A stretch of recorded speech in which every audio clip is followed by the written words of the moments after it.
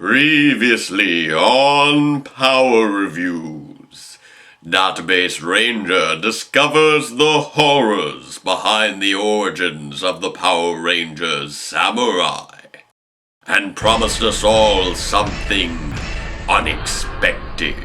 I may have an extra little treat for you guys in the meantime. But is this treat really a trick? Find out next on Database Ranger's Power Reviews.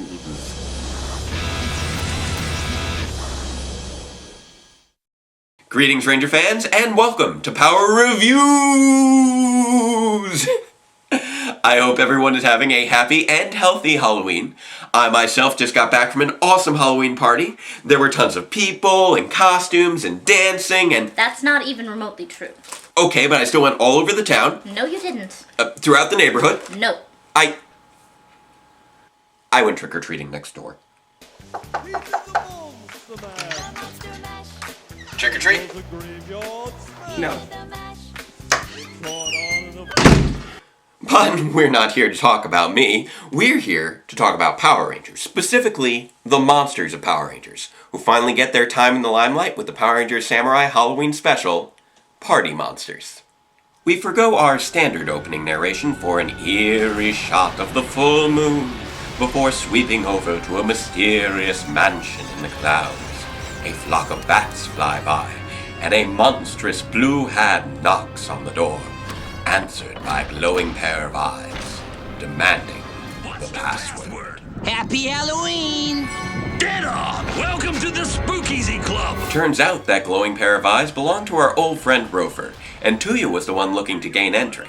The big Fisted Lug welcomes his skirt-faced friend to the first annual Nylock Afterlife Halloween party. Nylock were literally dying to get invited! That was actually amusing. Huh.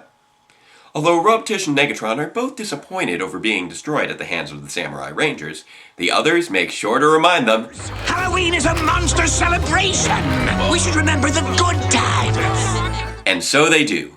Madamot kicks off the festivities by taking center stage and telling the tale of a previous episode. Aw man, a clip show? That's what creatively bankrupt writers do whenever they run out of ideas. Always worked so well in the past. Well, at least they're showing off a good fight scene.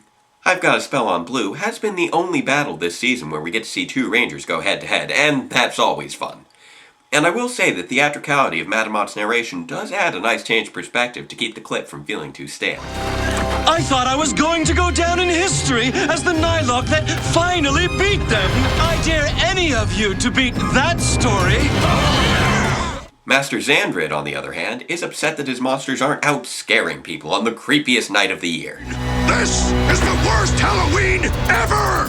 Meanwhile, the party is still going strong, with Dreadhead terrorizing his fellow monsters with a Red Ranger jack-o'-lantern, which I totally want now. One great thing about seeing all these monsters together is that it really highlights the huge variety we have here. For instance, in Dreadhead's flashback from Day Off, we see how he can slip right through the Rangers' attacks. This is in clear opposition to Antberry's flashback from the Blue and the Gold, where we see how he can slip right through the Rangers' attacks. Okay, maybe not the best example. Yamurora recounts his stench-filled exploits with the Rangers in A Fish Out of Water, while the others engage in some classic Halloween festivities. Sanzu River Water Punch! Now that's a party! Who wants to play a good old-fashioned game of bobbing for furry warts? I've got another game for you! Scream like a human! It's fascinating how human the Nylocks are in their behaviors, while still being so diametrically opposed in their values and taste. They revel in creating sorrow, find disgust in what we find sweet, and vice versa. That's gross! Those are candy worms! That's more like it! Real worms! And the wrinklier the better! Even Master Xandrid is surprisingly human in his desire not to feel left out of the party. But I put on this ninja costume and everything just for Halloween! Well, a child is still a human. Last I checked. Look out! Kid! Whoa! This is followed by Desperado telling a spooky story about his encounter with the Rangers during Forest for the Trees. Although I'm not sure what Nylocks would find scary in a story about terrorizing humans. Brownie points, though, for actually accomplishing his goal of creating human sorrow. since racing the Sanzu River is supposed to be their ultimate goal. Again, last I checked. Rofer's up next with his recollection of the battle with Mike and the Team Unites, even including Whoa!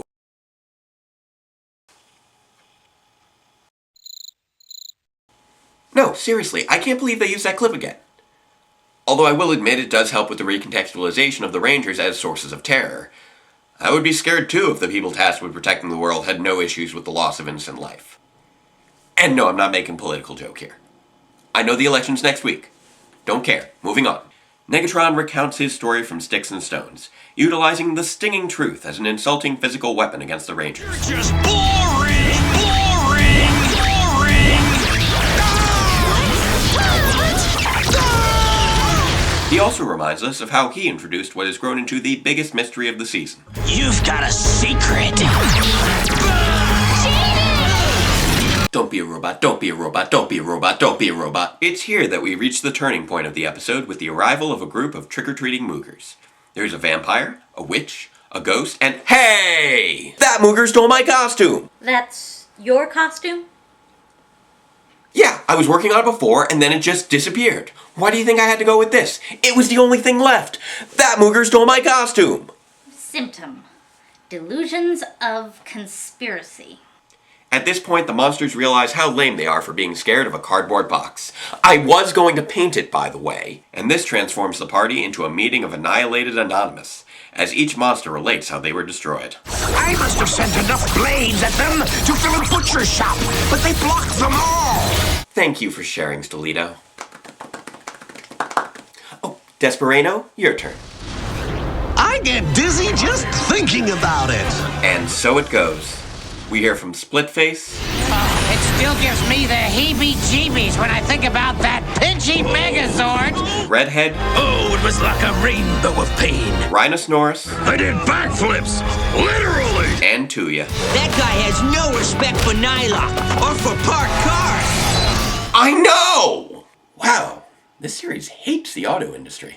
But whether they're taken down by blades, Pink and blue are double trouble for old double. or by blaster, I wanted a blast, but not like this. there's one serious offense that just adds insult to injury. They did that thing they do when they turn around and let us explode behind them. And then they turned around to pose for their picture. And then the pose again. If you're a victim of pose-related destruction, you may be entitled for help. Please, call this number.